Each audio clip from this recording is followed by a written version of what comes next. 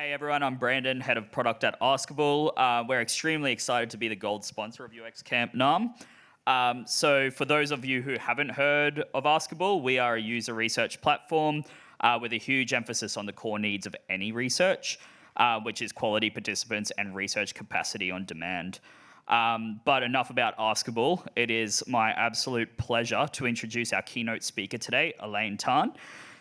So Elaine is the design manager at Seek. Elaine will be diving into a thought-provoking topic, which is I don't need a seat at the table.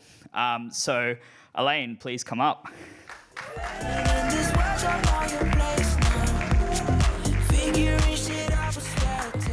So I need that, you need that, yes. And yeah, round of applause for Elaine.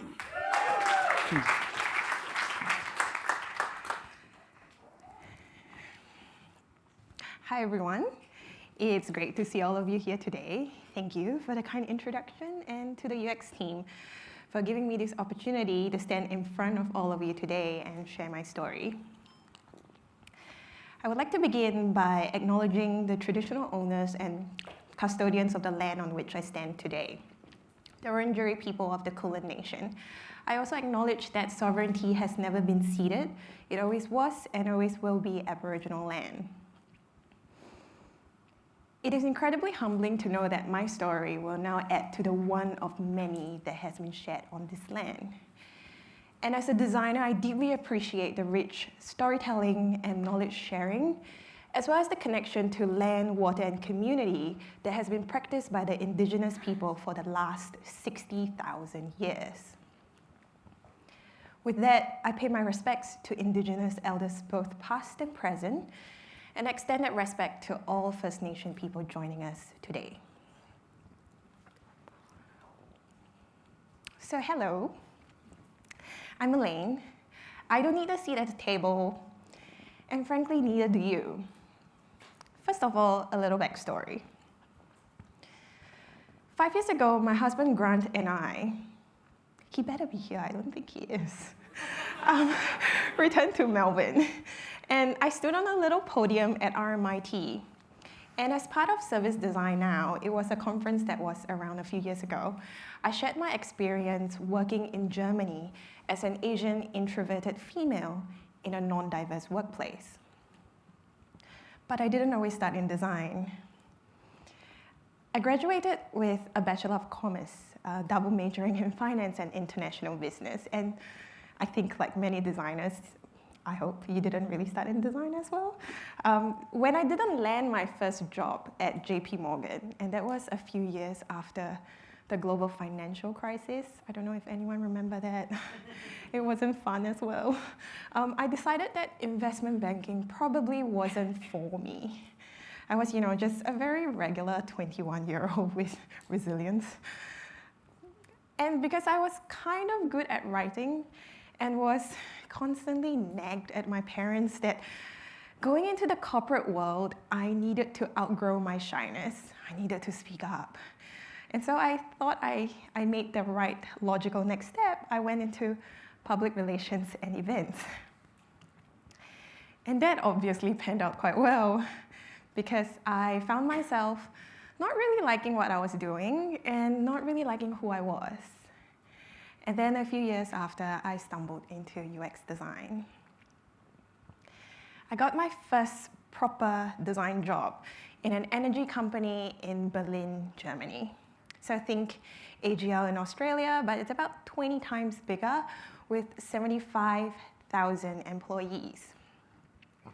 It was both the most conservative and most progressive company that I've ever worked for. And then we returned to Melbourne, and shortly after, I began my journey at Jora. In the last 5 years, I've gone from a mid-weight designer to a senior in February 2021, and in July 2022, I became a manager. I'm now the design manager at Jora. It's a scale-up within the Seek ecosystem of businesses. Why is this backstory important? Because I am your typical quiet, shy, introverted female. And I thought my shyness could be outgrown. And I also believe that I have to work harder than everyone else because I am quiet and a woman of color. And despite all of these obstacles, if you will, I realized that influence doesn't come from where you sit. It doesn't matter how you look, the color of your skin, or how you sound. It comes from the work that you do. And today, I'm going to show you why a seat at a table doesn't matter.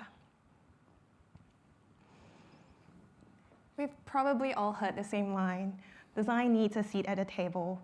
This discourse pops up on LinkedIn every few news cycles whenever it's trendy to talk about again. Just do a quick Google search. You'll see a gazillion articles. Everyone has an opinion about it, and now I do too.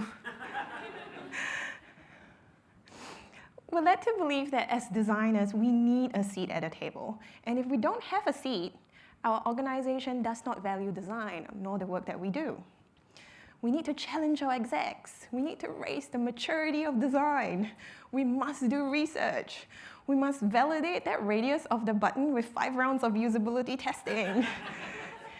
We laugh, but we've all thought about that at some point, right? We need to prove our value and show everyone how design can change the world. Earlier in my career, I bought into this. I believe everything that I saw on LinkedIn. Why wouldn't I, right? Didn't you? I believe design needed to be in important meetings. I needed to be loud. I needed to speak up. I knew that this mindset comes from an extrovert's bias, one that prioritizes loudness over substance, extroversion over real, meaningful contribution, but I believed it anyway. I was resigned, but not in a bad way. I just knew that it wasn't the path for me, and that was fine. I was resigned that things would be harder, but hey, maybe if I did great work, that will be enough.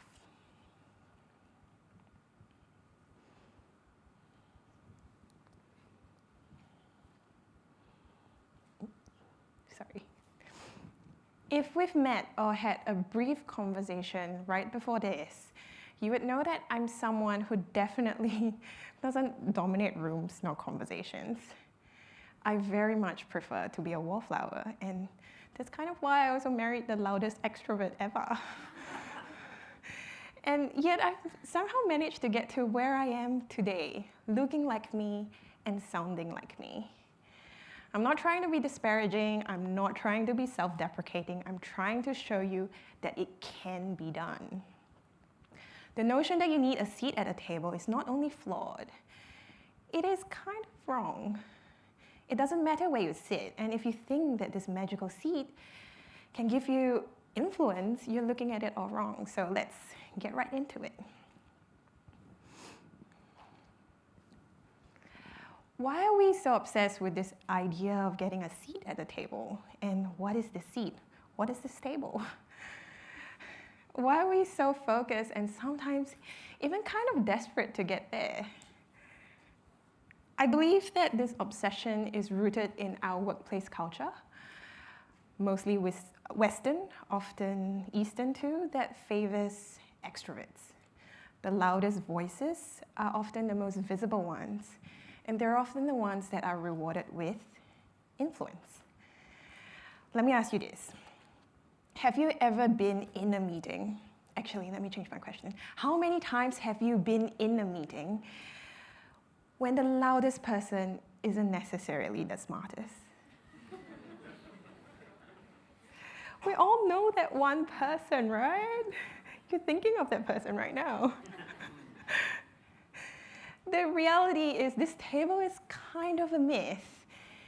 It is a distraction. It's literally too good to be true that influence can come so magically from sitting at a metaphorical table. And here's the uncomfortable truth. Many of us are driven to this seat at the table by a tiny tinge of entitlement. After a few years of hard work, we think, I've earned this seat at the table. And frankly, we have all been there. Where it starts going wrong is when your focus is on the outcome of just being recognized, as opposed to being recognized for the work that you do. Because what happens then is that it blinds us to the impact that we can make by delivering real value.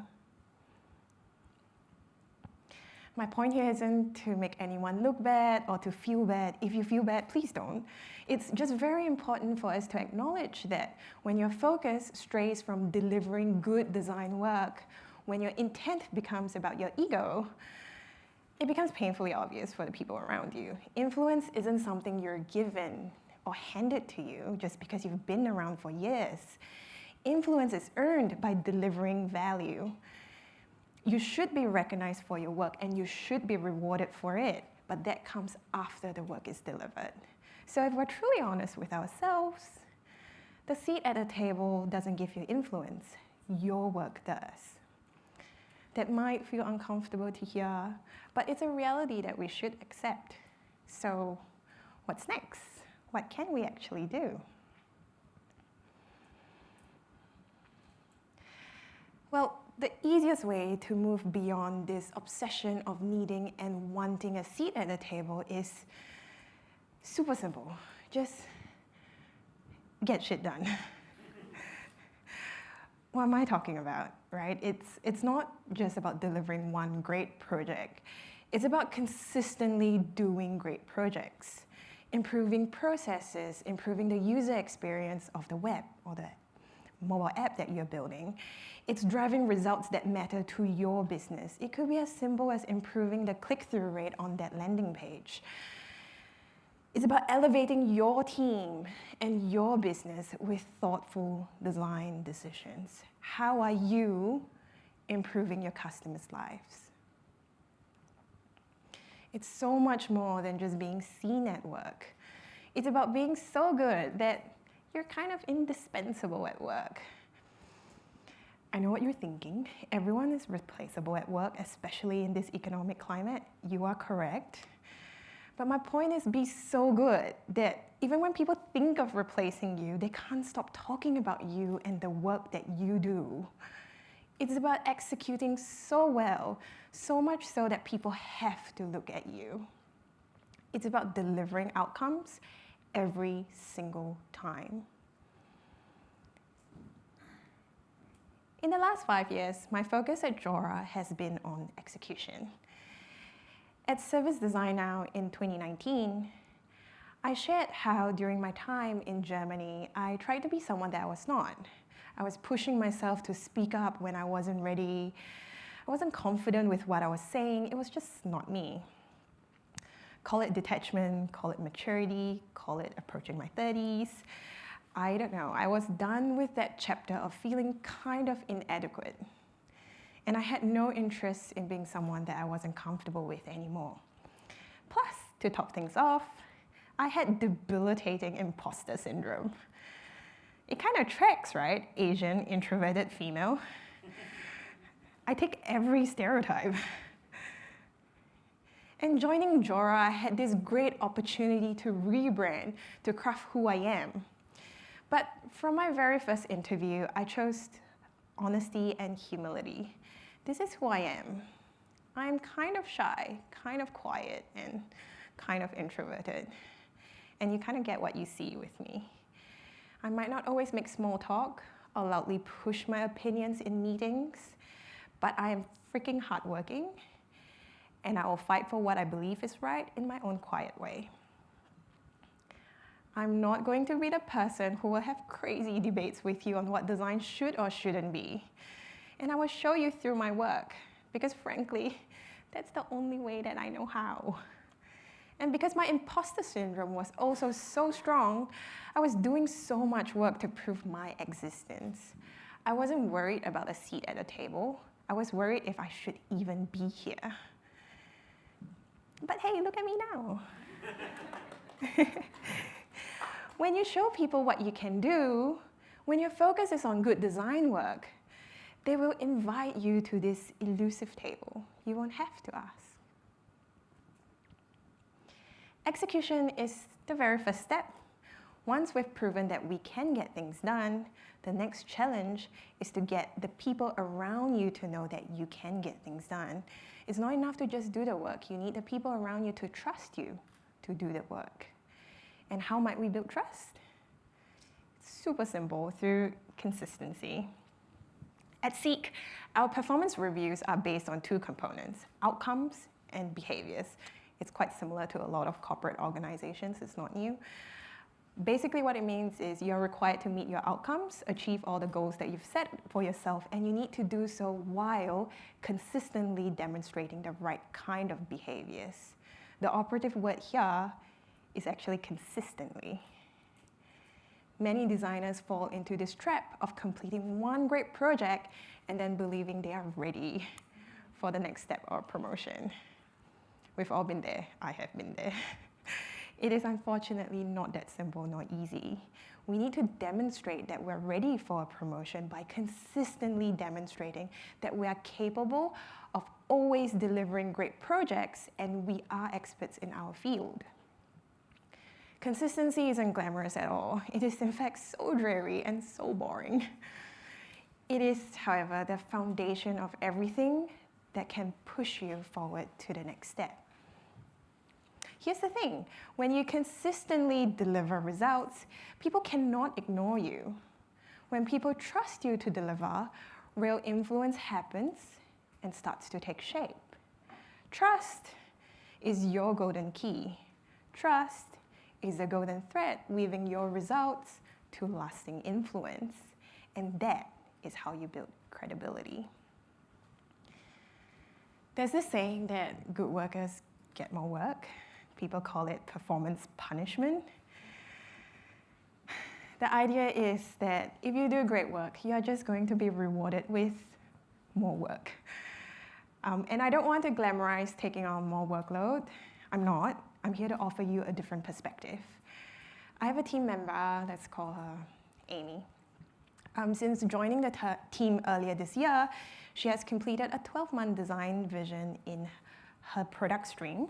She has taken on multiple research projects, multiple design initiatives. And in less than a year, she has increased both the design and research maturity of our team. She has improved our processes and our overall design practice. Last week alone, she conducted online usability testing and traveled to another country to conduct in-person research interviews, all of which on top of her BAU design task that she's working on. It sounds like it's a lot, right? Because it kind of is. And it's not because I want to overload her with work. I assign tasks to her because she has such incredible judgment and decision-making skills. I can trust her to deliver at the level that I need. I can trust her to deliver at the quality that I need.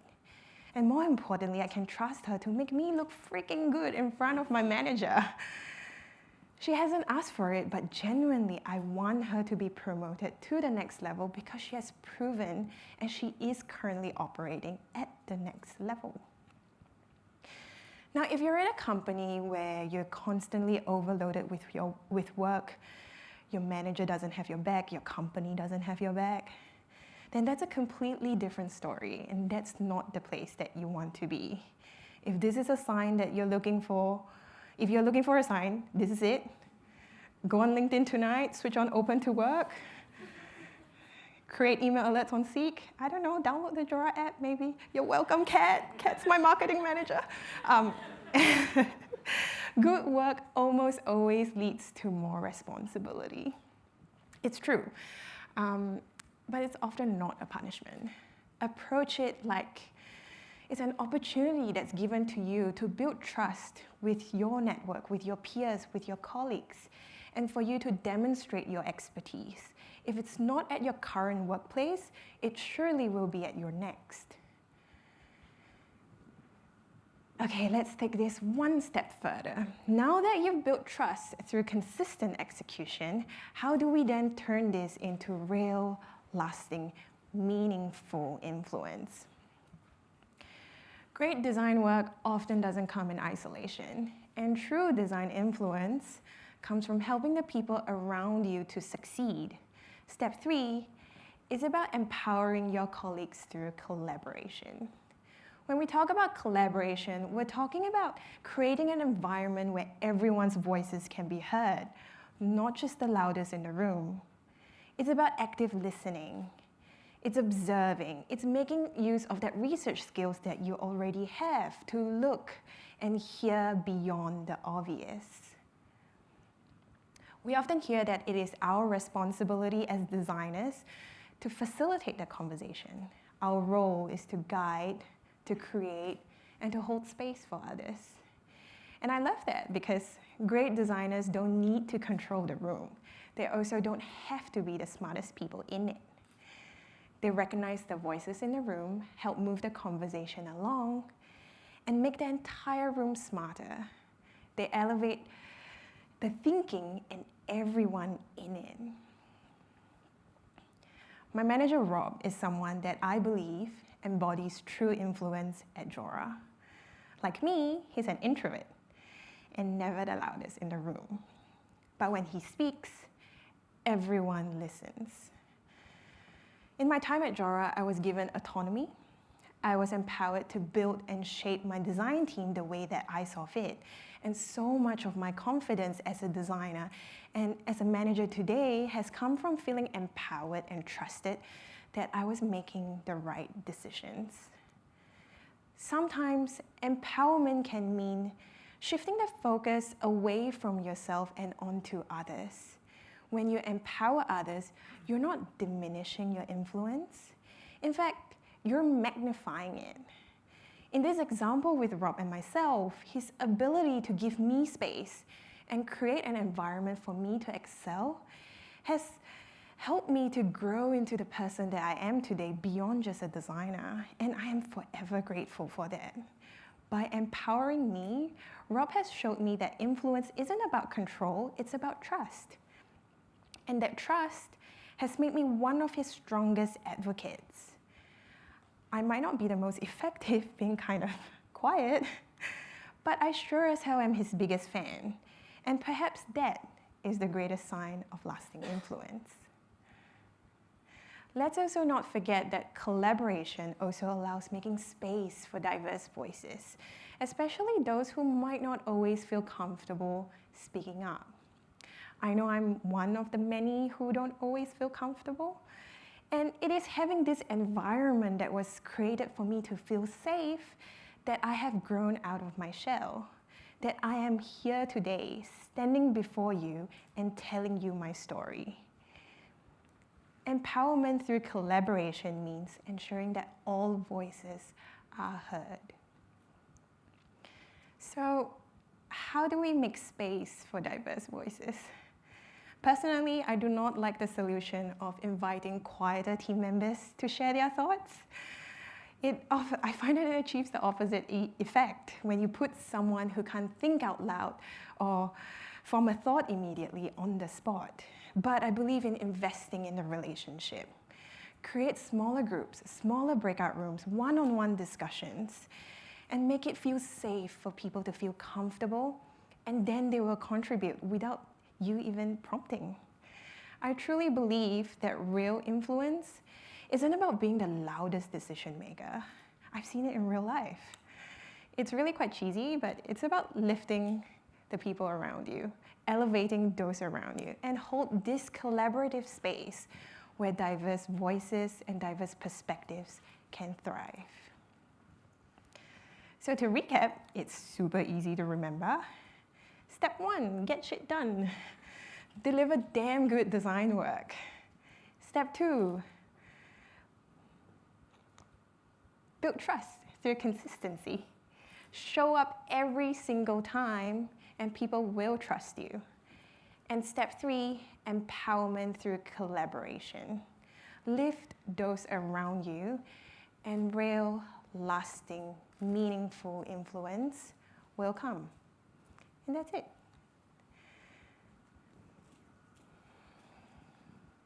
So, what does this mean for the future of design? How do we lead in a way that moves beyond this outdated model of chasing seats and titles? The role of designers is changing, and that is a good thing. Designers today have the chance to lead in a way that isn't tied to old school ideas of power and hierarchy. The future of design is about creating impact through your work. I'm not glorifying working hard or crazy long hours. I'm talking about good design work that help people, good design work that change people's lives. This shift is especially important for those of us who don't fit the traditional mold of leaders, those who look and sound like me.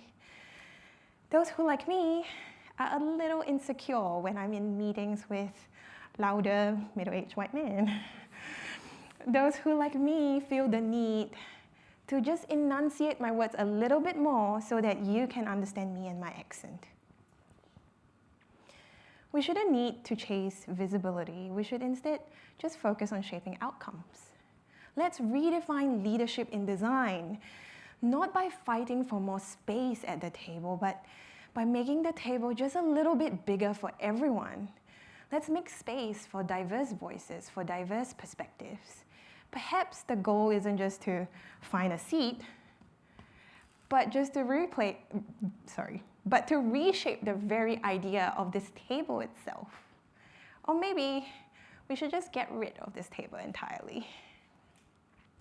Maybe the future of design isn't about fighting for a seat. Maybe it's about building spaces where everyone can thrive regardless of our title and decibels. The future of design isn't about making noise. It's about making real change. The future of design isn't about waiting for permission. It's about showing up, creating impact, and bringing others along with you. The future of design is in your hands. Our next generation of designers won't be those shouting the loudest. They'll be the ones driving real change through impact. Let your work speak for itself. So, what are you going to do to shape the future of design?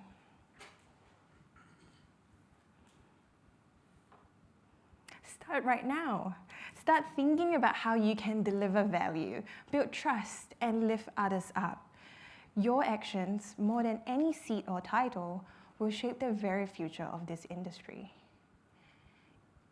If there is one thing that you take away from this presentation, it's this. Influence doesn't come from where you sit or the title that you hold. It's earned through execution and trust. Whether you're still studying, just starting out in the industry, or have been around for years, the formula is actually the same and super simple. Just get shit done, build trust, and empower others. Do such great design work that people will ask for your voice at this silly little table, and they will trust you to lead.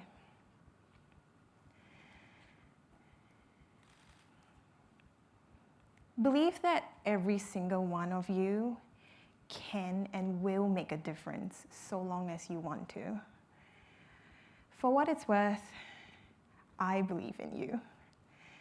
Your work, your contribution, and your ability to get shit done will shape our very optimistic, bright future of design. Thank you.